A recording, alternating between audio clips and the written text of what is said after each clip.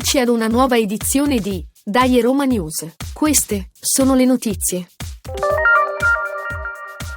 Per la partita Roma-Feyenoord di Europa League, in programma giovedì 20 aprile, niente biglietti per i tifosi residenti in Olanda e chiusura del settore ospiti.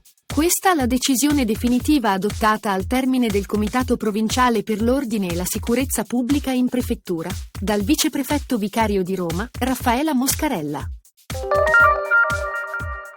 Alessandro Spugna, allenatore della Roma femminile, in seguito alla grande vittoria per 3-1 contro il Milan, nel match valido per la terza giornata della Pool Scudetto, e dopo la partita disputata contro il Barcellona, ha detto: non era semplice giocare contro il Milan, perché c'era un po' di stanchezza. Dovevamo recuperare e avevamo davvero poche ore per farlo. Le ragazze sono state fantastiche, perché in questi 2 giorni abbiamo lavorato cercando di curare ogni dettaglio. Potevamo fare solo questo e lo abbiamo fatto bene.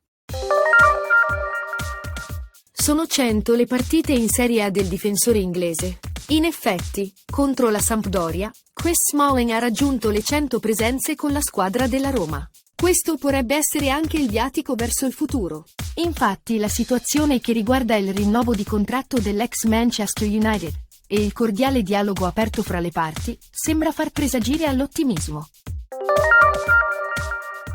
Nel corso di Roma-Sampdoria, in scena allo Stadio Olimpico, in curva sud, è stato esposto uno striscione rivolto ai tifosi laziali, in risposta alla coreografia mostrata dalla curva nord durante il derby, che riportava la frase: "Noi pochi, noi felici pochi, noi manipolo di fratelli". I tifosi romanisti hanno risposto con: "Citi, Shakespeare, ma essere o non essere Roma, questo è il problema".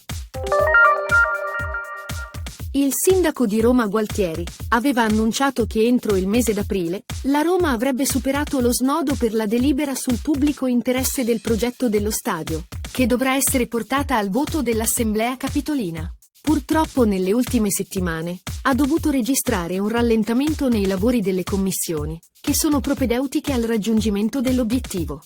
A questo punto ci domandiamo: riuscirà a mantenere gli obiettivi prefissati? Tra i protagonisti della sfida con la Sampdoria, Georginio Wijnaldum ha realizzato il primo gol e guadagnato il rigore poi trasformato da Dybala. Per il suo futuro ha dichiarato: "La scorsa estate l'allenatore mi ha dimostrato il suo interesse, dato che mi voleva fortemente, e quindi ho scelto molto volentieri questa squadra. È difficile sapere cosa succederà in estate, perché ci sono altre parti coinvolte, ma qui sto bene e mi sento molto felice". Adesso siamo arrivati al momento di Parla Pasquino. Oggi voglio parlare del quotidiano Il Messaggero, un giornale che quando scrive della società e squadra della Roma tende sempre a dipingerle con degli articoli che rasentano il terrorismo dialettico. Certo non è l'unico giornale ad usare una tale terminologia, ma oggi voglio raccontarvi alcuni titoli scritti su questo giornale. Prendo ad esempio 4 titoli di articoli apparsi recentemente sul quotidiano, che trattano del rapporto tra Mourinho e il presidente Friedkin. Questi articoli vogliono farci intendere che tra loro sia in corso una diatriba, cosa che non è verificata e verificabile. Vediamo il titolo dell'articolo del 18 febbraio. José chiama, i Friedkin rispondono col silenzio. Questo invece è il titolo del 23 marzo. Mourinho tra le big europee e l'obiettivo Champions. Friedkin resta in attesa. Si prosegue il 29 marzo con Friedkin, trasvolata per l'ECA, ma non ha tempo per José. L'ultimo titolo è del 30 marzo, articolo, che non sarà senz'altro l'ultimo. Friedkin, guerra fredda e il futuro è tutto da scrivere. Detto ciò, cosa si deve pensare? Siamo arrivati alla guerra tra José e Friedkin? Vuole forse farci intendere che i Friedkin non vogliono parlare con Mourinho? Un grande attore del passato avrebbe detto: "Ma mi faccia il piacere".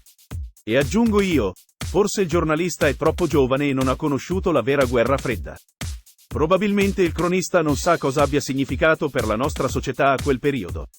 Oppure rappresenta una chiara strategia contro la società Roma per denigrarla in ogni modo. E con ciò ho detto tutto. E quindi, dai Roma! Questa era l'ultima notizia. A risentirci alla prossima edizione di Dai Roma News.